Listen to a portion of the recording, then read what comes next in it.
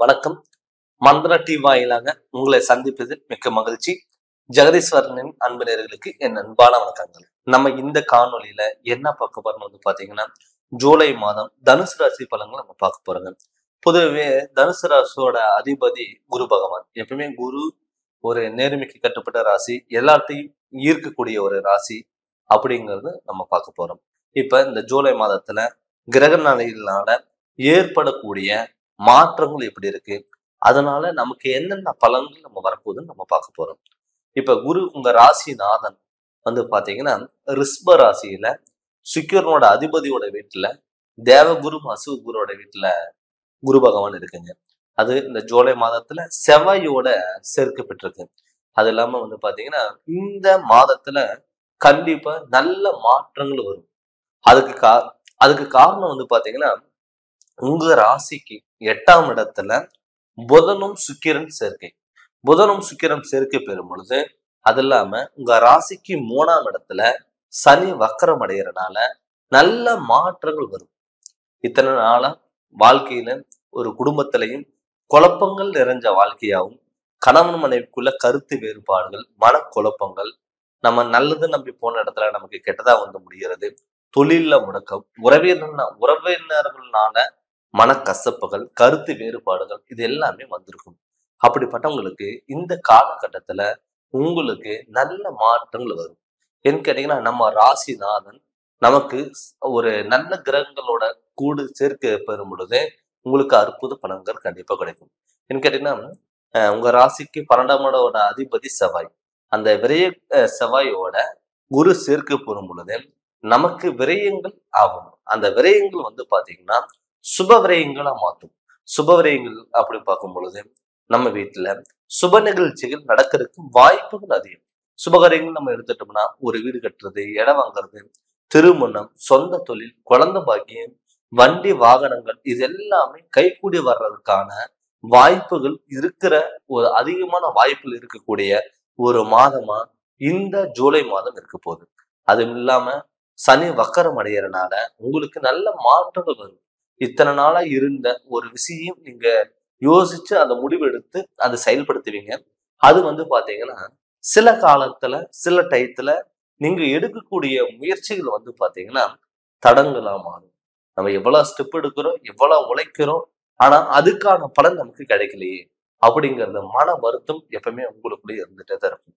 அது மட்டும் இல்லாம உங்க ராசிக்கு 4ஆம் இடத்துல ராகு பகவான் வீட்டுல உங்களுடைய பெரியவங்க பாத்துட்டீங்கன்னா மெயினா அப்பா அம்மாவுக்கு அடிக்கடிக்கு உடல் உபாதைகள், ஹாஸ்பிட்டல்ல செலவு விரயம், நம்ம கோயிலுக்கு போறோமா இல்லையோ நம்மளால ஹாஸ்பிட்டலுக்கு போகாம இருக்க முடியாது.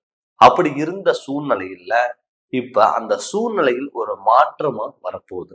அதுக்கு காரணம் உங்க ராசிக்கு 8ஆம் இடத்துல புதனும் சுக்கிர பகவான் சேர்க்கை இருக்கிறதுனால உங்களுக்கு திடீர் வாய்ப்புகள் மூலியமா திடீர் அதிர்ஷ்டத்தை கொடுக்கும்.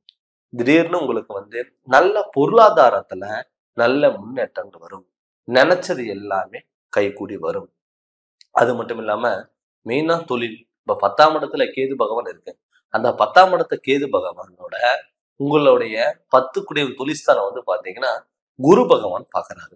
அப்படி குரு பகவான் பார்க்கும் பொழுது உங்களுக்கு தொழில்ல திடீர் மாற்றங்கள் வரும்.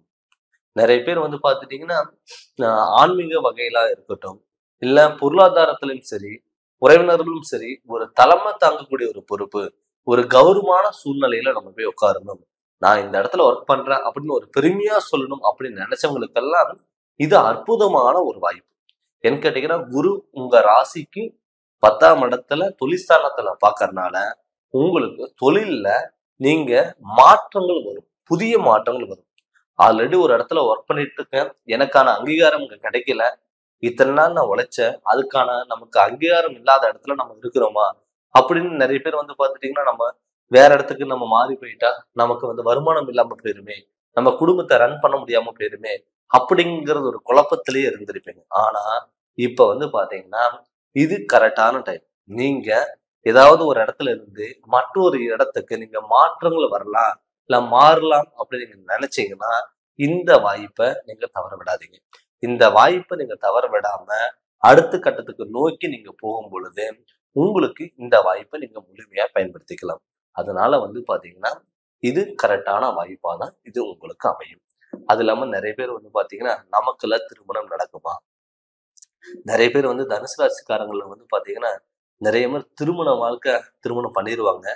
ஆனா என்னதான் சண்டை இருந்தாலும் குடும்பத்துல நிம்மதி இல்லாம இருந்தாலும் மனசுக்குள்ள போட்டு அவங்களுக்குள்ளேயே கவலைகள் வச்சுக்குவாங்க. வெளியும் சொல்ல முடியாம உள்ளுக்குள்ளேயும் வச்சுக்க முடியாம எப்பவுமே ஒரு மன அழுத்தத்தோடயே இருப்பாங்க. யாருக்கிட்ட சொல்லலாம், யாருக்கிட்ட சொல்ல முடியல, குடும்பத்திலும் பிரச்சனை, தொழில் பண்ற இடத்திலும் பிரச்சனை, உடல் ஆரோக்கியத்திலும் பிரச்சனை. இந்த பிரச்சனை எல்லாமே நமக்கு இருக்கே, நமக்கான தீர்வு நமக்கு கிடைக்குமா?